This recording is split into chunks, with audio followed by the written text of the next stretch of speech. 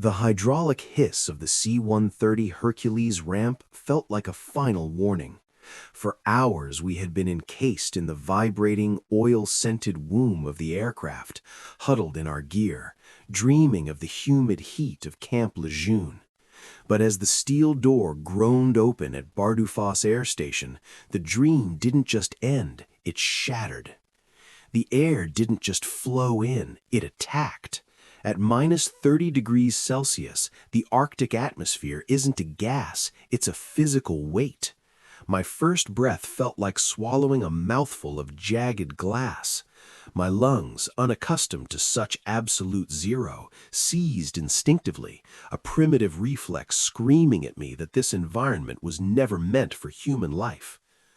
"Move! Move! Move!" The jump master's voice cracked through the frigid fog, but even his shout sounded muffled, swallowed by the vast white silence waiting outside. As I stepped onto the tarmac, my boots crunched on ice that felt as hard as concrete. Through the swirling spindrift, they appeared. Standing 50 yards away were the men of the Forsvarts Special Commando, FSK. They didn't move, they didn't shiver. Dressed in pristine white overwhites, they looked less like soldiers and more like vengeful ghosts carved from the glaciers themselves. Their eyes, visible through tactical goggles, held a look of blatant skepticism. To them, we weren't reinforcements or elite allies. We were outcasts, interlopers who thought our desert grit and jungle sweat would mean something in a land where the sun refuses to rise. The wind howled across the runway, a mournful sound the locals call the Arctic curse. In that moment, looking at the stone-faced Norwegians and the jagged peaks surrounding us, I realized my M27 rifle was just a piece of cold metal. Here, the primary enemy wasn't across a firing line. It was the very air I was struggling to breathe. The air station was a ghost hive of activity, but the real gravity of our situation centered on a small patch of frozen earth where our captain stood face to face with the FSK commander. Captain Miller was a Marine's Marine, barrel-chested with a face lined by the sons of Helmand and Ramadi. He was used to being the toughest man in any room. But standing across from the Norwegian officer, whose name we would later learn was Major Berg, Miller looked dangerously out of his element. Berg didn't have the loud bravado of an American drill instructor. He had something worse, a quiet, lethal patience. "Captain," Berg started, his English perfect but clipped. "Welcome to the end of the world." Miller nodded, his jaw tight as he fought a visible shiver. "Appreciate the welcome, Major. My men are ready to integrate and begin the tactical phases." Berg let out a short, dry breath that turned into a cloud of ice in an instant. He looked past Miller, scanning our ranks with the clinical detachment of a butcher inspecting meat. "Tactics? Integration?" he asked softly. "Captain, you are worried about the wrong war. In the desert, you fight for land. Here, you fight for seconds. Every minute you spend sweating is a minute you spend dying." He stepped closer, the snow crunching with rhythmic precision under his skis.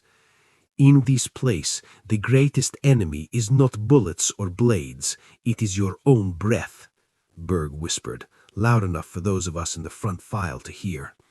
"It freezes in your mask, it soaks your layers, it betrays your position. If you cannot master the simple act of breathing in the cold, the Arctic will bury you before we ever reach the objective." The mission was laid bare. A 21-day gauntlet of survival and high-intensity warfare. It wasn't just a training exercise, it was a trial by fire, or rather a trial by ice. We were here to prove that the USMC could fight anywhere. But looking at the jagged, unforgiving shadow of the mountains looming over the base, the bravado in my chest began to feel very, very small. The first 48 hours were a brutal deconstruction of everything we thought we knew about being soldiers. In the Marines, we pride ourselves on being brilliant at the basics, but in the Arctic, the basics change. Major Berg and his FSK instructors didn't start with shooting drills, they started with clothes. Layering is your armor, they told us, but it was a double-edged sword. If you wore too little, the frost-biting wind searched for your soul. If you wore too much and moved too fast, you sweated. And in the north, sweat is a death sentence. Once that moisture cools, it turns into an internal casing of ice that sucks the heat from your core until your heart slows to a crawl. We spent hours in the snow, learning the Arctic shuffle, a way of moving that minimized perspiration while maintaining momentum. My fingers, usually nimble and quick to strip a rifle, became thick, useless sausages of flesh. Then came the lesson I will never forget. The bite of the M27. I reached out to adjust the optic on my weapon, my mind momentarily slipping. I had pulled off my outer glove to get a better grip on the dial. The bare skin of my index finger brushed against the freezing rail of the handguard. The reaction was instantaneous. The metal didn't just feel cold, it felt hot like a branding iron. The moisture on my skin froze to the steel in a microsecond. When I instinctively jerked my hand back, a jagged strip of my fingertips stayed behind, stuck to the rifle like a piece of gray parchment. I didn't even scream. The cold had already numbed the nerves before the pain could register. I looked at the raw, weeping skin and then at the rifle. My weapon, my best friend in every other war, had just taken a piece of me. Rule number 1, a Norwegian instructor said, appearing silently behind me. He didn't offer a bandage. He just stared at the blood freezing on the metal. Respect the steel, or it will eat you alive. If the cold was our cage, the skis were our chains. For a U.S. Marine, movement to contact usually means a fast-paced ruck march in rugged boots. We know how to hike for 30 miles with 100 pounds on our backs. But give a Marine a pair of long, narrow NATO skis and a 45-kilogram, 100 pounds pack in 3 feet of powder snow, and you don't have a warrior, you have a flailing, frustrated mess. The FSK moved like liquid. They glided over the drifts, their white silhouettes rhythmic and effortless. We, on the other hand, were a disaster. Every time a trail dipped slightly, a Marine would lose balance. The weight of the heavy ruck would act like an anchor, pulling the skier backward or sideways. Thump. Cursing. Thump.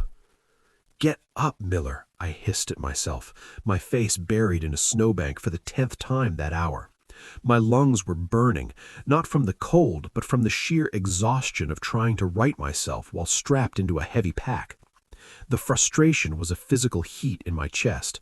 We were force recon, the tip of the spear, and here we were looking like toddlers learning to walk. The Norwegian soldiers watched us from a distance. They didn't laugh. That would have been easier to take. Instead, they just watched with a cold professional patience that felt 1,000 times more insulting. Then it happened. Corporal Davis, one of the strongest guys in our platoon, snapped. After his 20th fall into a deep tree well, he ripped off his skis and threw them into the snow. "This is bullshit," he roared, his voice echoing off the frozen pines. "We're soldiers, not Olympic athletes. Just let us ruck on foot." A Norwegian sergeant skied over, stopping inches from Davis's face with a precision that was maddening. He didn't yell. He simply pointed to the horizon, where the snow was waist deep and the wind was picking up. "On foot, you will move 1 kilometer in 3 hours. On skis, you will move 10. The Arctic does not care about your pride, Corporal. It only cares about efficiency. If you stay on your feet, you stay alive. If you stay in the snow, you become part of the landscape." Just as Davis looked ready to give up entirely, one of the FSK scouts, a man we'd nicknamed the Ghost, reached out a gloved hand. He didn't pull Davis up, he simply hooked a finger into Davis's pack strap to help him find his center of gravity. "It is not about the legs," the Ghost said in a low rasp. "It is about the rhythm. Find the pulse of the ice, American. Follow me."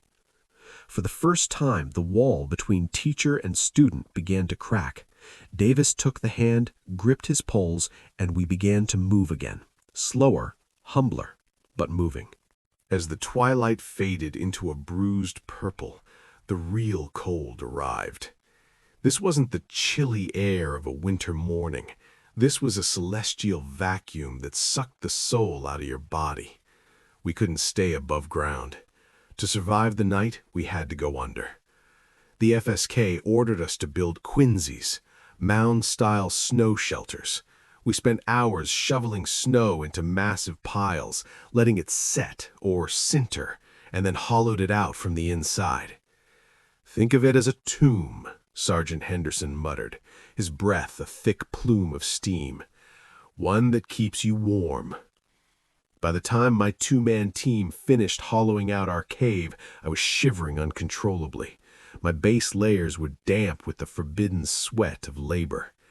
Inside the quinzee, the world changed. The howling gale that had been whipping across the plateau was suddenly replaced by a silence so absolute it rang in my ears. It was the sound of the void. We lit a single candle. The flame stayed perfectly still. We weren't allowed to use our portable heaters. Fuel was too precious. We sat on our insulating pads, eating cold, calorie-dense rations that felt like chewing on frozen wax. Then the psychological weight hit. Lying in a pitch-black hole made of 3 feet of packed snow, you realize how fragile you are. Every groan of the shifting ice outside sounded like a mountain about to collapse. If the roof gave way, you wouldn't be crushed. You'd be buried in a soundproof grave, unable to move a finger as the oxygen slowly ran out. "Hey, Miller," Henderson whispered from the dark. "You still awake?" "Yeah." "If I don't wake up, tell my wife I was warmer than I actually am." He was joking, but the humor was brittle. We lay there, shoulder to shoulder, sharing the only thing the Arctic couldn't take, our body heat.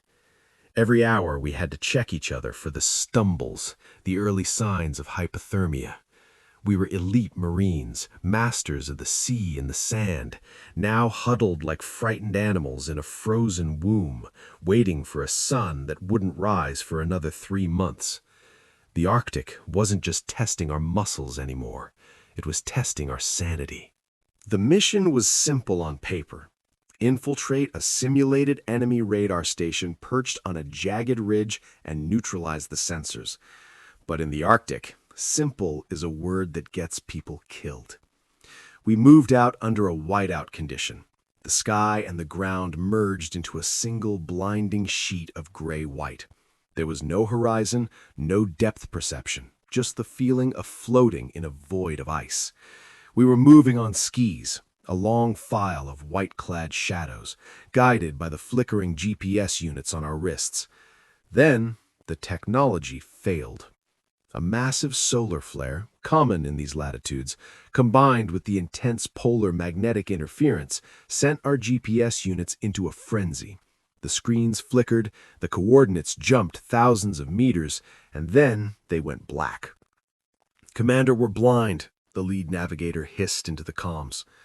The FSK instructors stopped, looking at us with that same maddening stoic silence.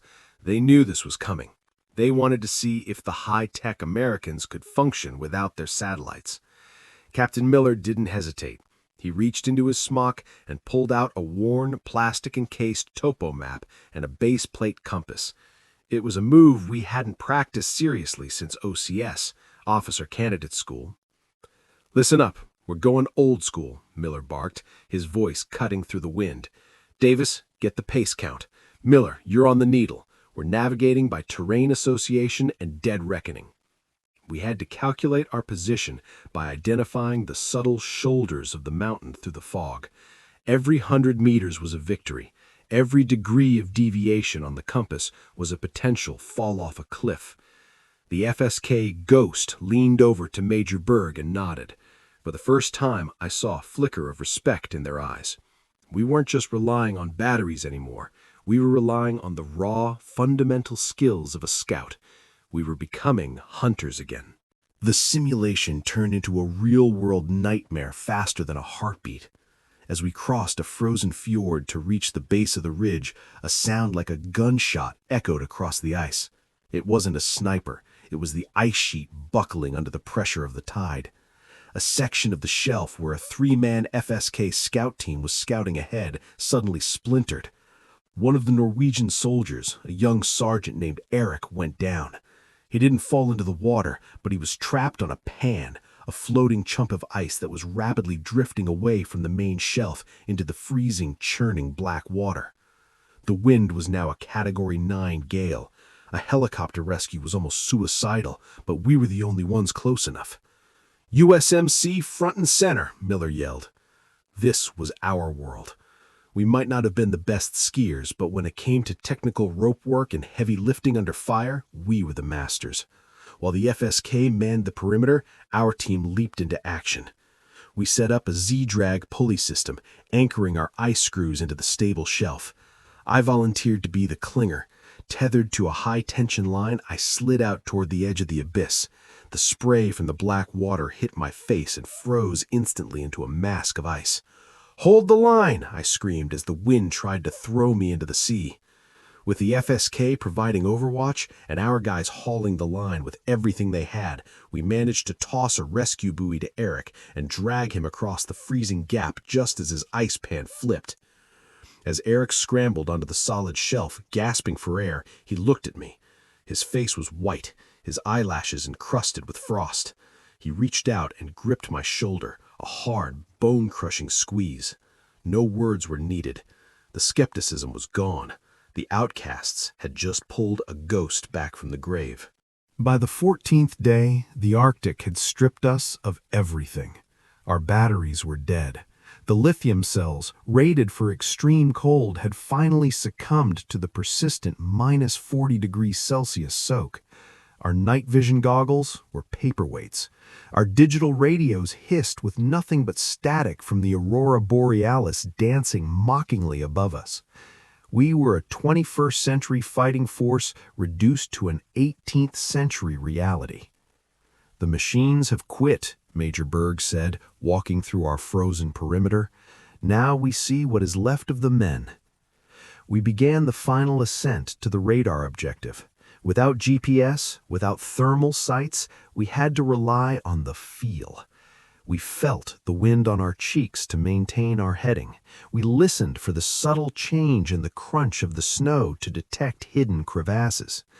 My inner monologue, which used to be filled with doubts and complaints about the cold, had turned into a rhythmic, mechanical chant. Left, right, breathe, slide. There was no more me. There was only the mission and the man in front of me. We reached the summit at 0300 hours. The enemy sensors were guarded by FSK veterans playing the role of OP4, opposing forces. In the pitch black, we moved like shadows. We used hand signals and bird whistle codes, primitive, ancient, and perfectly effective. When we finally neutralized the objective, we didn't celebrate with high fives. We stood there in the freezing darkness, panting, our faces covered in rime ice, looking at each other. We had done it, not because of our billion-dollar technology, but because we had refused to let the environment break our discipline. "Discipline," Captain Miller whispered, his eyes red from exhaustion. "It's the only thing that doesn't freeze." The final morning broke with a spectacle that no camera could ever capture. As we stood on the highest ridge of the Bardufoss Range, the sun finally peeked over the horizon, a sliver of bruised orange and gold that set the entire white world on fire. The FSK stood in a line, and for the first time they removed their masks. These men, who we thought were emotionless statues, were smiling. It was a weary, respectful smile. Major Berg walked to the front of our formation. He didn't look at our gear or our weapons. He looked at our eyes, sunken, bloodshot, but burning with a new kind of hard-won confidence. "3 weeks ago you arrived as tourists," Berg said, his voice echoing in the thin air. "You tripped on your skis, you froze your fingers, you fought the wind." He paused, shaking Captain Miller's hand firmly. "But today you stand here as brothers of the North. You didn't just survive the Arctic, you forced it to recognize you. You have earned the right to call yourselves wolves."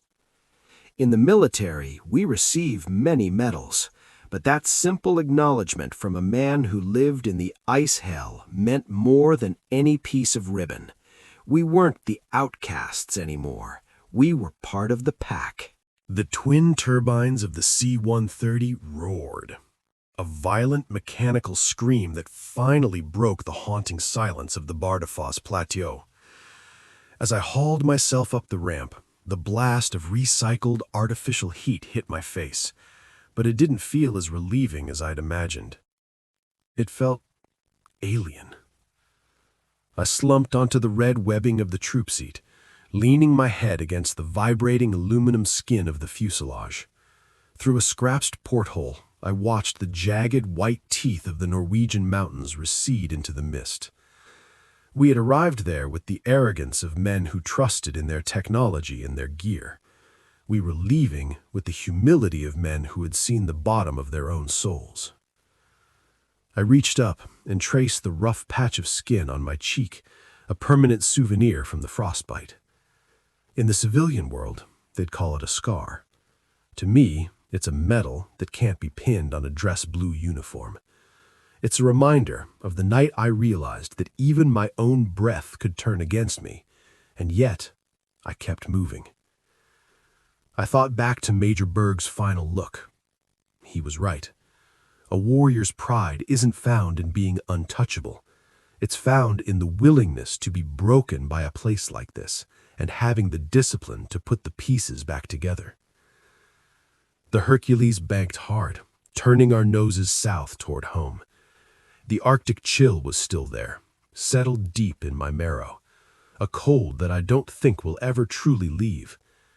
We were heading back to the sun, back to the real world.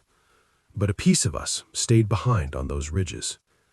We found something in the ice that we couldn't find in the sand of the Middle East or the humid woods of the Carolinas.